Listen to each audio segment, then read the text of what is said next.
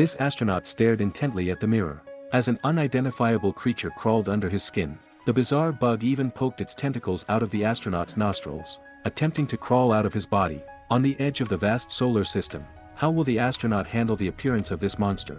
This is the plot of the new sci-fi film, Solitary Space Voyage. The astronaut Jacob, conducting a solo scientific mission, has been at the edge of the solar system for 189 days, only halfway through his scheduled return to Earth. Jacob is eager to return home, but during his mission, his wife Linka falls into despair and even considers divorcing him.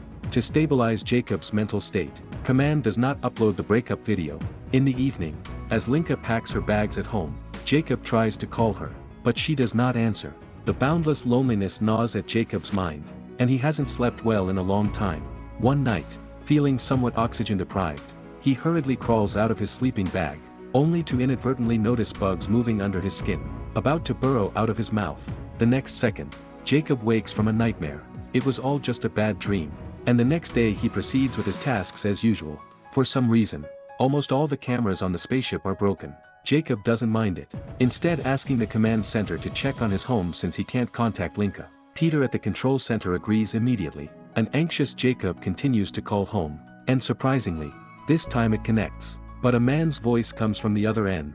Jacob finds this very strange and asks Peter to check if someone has hacked into Czech Telecom. Peter says he will investigate thoroughly. Soon after, Peter falsely claims that Linka is on her way to visit her mother and will be back in a few days, hence why no one answered the home phone. But Jacob doesn't hear from his wife. Instead, he is woken up by a clattering noise. He crawls out of his sleeping bag to investigate and discovers the closet mysteriously open, with supplies floating around.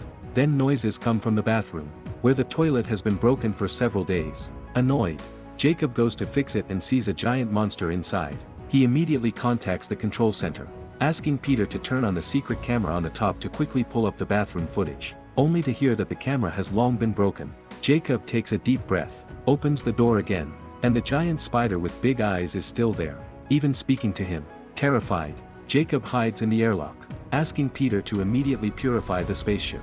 With yellow smoke filling the cabin, these substances claim to kill any airborne microbial elements. Jacob hasn't been honest with the control center about the alien spider because he fears they might think he's lost his mind.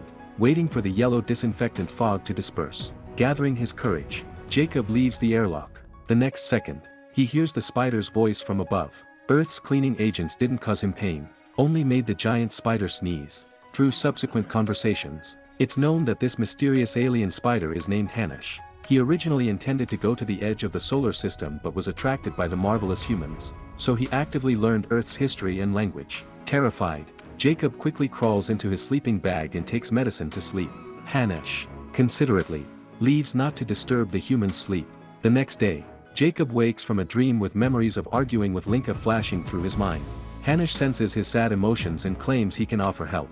Although Jacob tries to ignore him, Hanish is like a pet dog, not only curious about everything but also always sticking around and chattering. Hanish even asks Jacob for an egg to try because he learned from human history that bipeds love to eat eggs. However, how could an astronaut's food supply include fragile eggs? Jacob has to share hazelnut spread with him instead.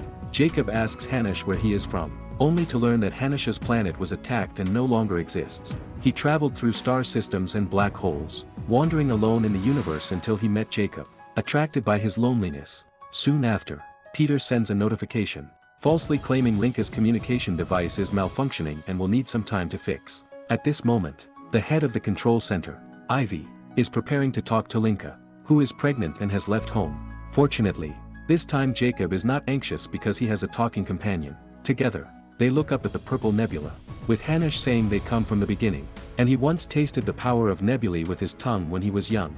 Jacob is shocked by this. How long has this giant spider been alive? It existed since the origin of the universe. Soon, Jacob discovers more of Hanish's abilities. He can sense others' memories, guiding Jacob to relive his moments with Linka. Hanish wants to explore human emotions, so he acts as Jacob's psychologist. He often comes over with hazelnut spread to chat, wanting to know why a loving couple would grow apart. At this moment, Linka is discussing this issue with her mother, feeling that Jacob doesn't need her, that they are separated by a vast galaxy, and to her husband, she is just a dot on a blue planet, an accessory for his ambitious goals, easily left behind. Her mother respects her daughter's decision but reminds her that raising a child alone will be difficult. While Linka and her mother worry about the child's future, Jacob is enjoying the opera, The Water Nymph, with Hanish, about a water nymph who falls in love with a mortal man, but they can't be together. Hanish continues to explore Jacob's memories, thus learning that his father was a farmer, and Jacob almost took over the family business to focus on pig farming. It was after his father's death that he dreamed of becoming an astronaut. Later, when dating Linka, Jacob once told this story, maybe influenced by Hanish. That night Jacob dreams of his father, the stench of pig blood as if right under his nose, waking him instantly. Jacob runs to the bathroom to check if Hanish is still there. The latter is resting with a tube. Hanish likes the noise in the bathroom. Seeing Jacob's attitude change, so he asks if he wants to talk. The two discuss Jacob's father. It turns out old Jacob was not only a pig farmer but also an informant for the Czech Communist Party, which has always made Jacob ashamed. Hanish seems to understand something.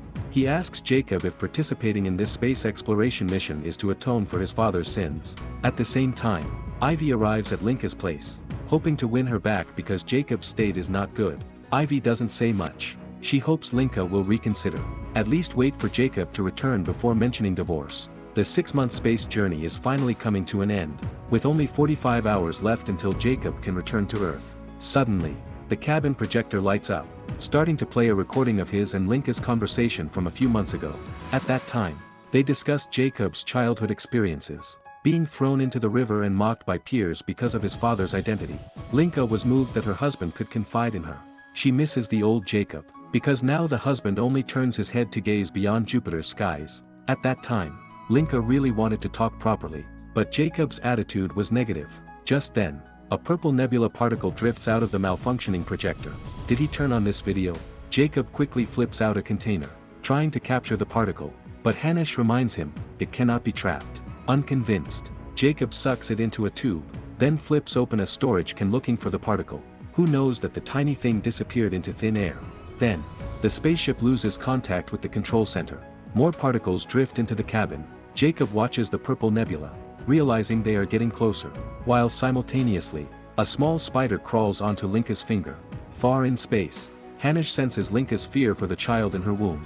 He doesn't understand the source of this feeling, only able to consult Jacob, who says Linka had an unfortunate accident, so she's afraid of giving birth. But he wasn't there at the time. As soon as Jacob finishes speaking, he actually sees the scene of that accident. At that time, Linka was on the treadmill when she suddenly miscarried. Panicked, she contacted her husband first. Who knows, Jacob let Linka face everything alone because of work. Soon after, the wife called seeking comfort, but Jacob quickly hung up his phone for a burnt egg. Later, Jacob was selected for this mission. He promised to accompany Linka properly after returning, but Hanish can feel that Linka no longer believes Jacob's promises. Jacob has no strength to argue against Hanish's accusations. He just bows his head to fix the radio, finally contacting Peter. Unexpectedly, Hanish suddenly cuts off communication. He originally thought it was Linka's selfishness that caused this marriage to fail, but it turns out the real selfish person is Jacob. Hanish loses interest in this human, saying he'll leave the spaceship, but Jacob doesn't want to fall into loneliness again. He tries to grab Hanish, but the next second he's pressed down in the cabin. Hanish said before, he doesn't like being touched. He quickly releases his claws, disappearing in the cabin. Jacob gathers his thoughts, reconnects with Peter. He requests to immediately talk to Linka. Peter reluctantly agrees. Once the communication is connected, Jacob starts apologizing. He knows he made too many wrong decisions, always ignoring Linka's presence. Only after leaving for so long did Jacob realize how much he misses her. As soon as Jacob ends the call, the spaceship reaches the outskirts of the nebula. For some reason, he feels Hanish still exists, and even hides in his memories. Sure enough, the giant spider soon appears. It turns out Hanish doesn't feel reassured letting Jacob face the beginning alone. Similarly, he doesn't want to face it alone, because the beginning will remind Hanish of his home planet's destruction. At this moment, both need a companion. The next day, Hanish wakes Jacob, bringing him breakfast. Jacob methodically conducts tests. Peter asks him to open audio live broadcasting, because the spaceship cameras are broken, so they can only share this exhilarating moment with the world in audio form.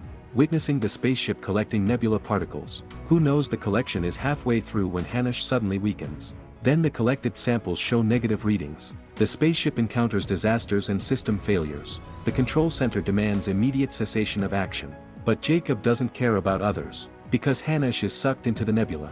He ignores Peter's commands. immediately changes into a spacesuit and leaves the spaceship. To catch up with the drifting Hanish, Jacob opens the disinfectant fog as propulsion, successfully grabbing him. But Hanish's situation is not optimistic. The nebula makes him weak, then devours Hanish's flesh. In the face of death, both become incredibly calm. Jacob looks at the rolling purple clouds beneath his feet, remembering his childhood drowning experience. It was his father who saved him. Until this moment, Jacob reconciles with himself. He decides to forgive his father's sins, no longer punishing himself with his father's crimes. Hanish grabs the sentimental Jacob, taking him deep into the nebula. The sight before them overwhelms Jacob. He asks Hanish what this is. The other says this is the beginning of time, witnessing every promise, every heartbreak. After Hanish finishes speaking, both are spit out from the cloud. Jacob finally witnesses the miracle. He originally thought this was the dream he pursued. It turns out without Linka by his side, all this has no meaning. Hanish feels his body slowly dissipating. Jacob can only give him a jar of hazelnut spread. Hanish gradually disintegrates, eventually becoming part of the nebula. And Jacob will eventually return to the side of the water nymph, praying for a kiss of forgiveness from his lover.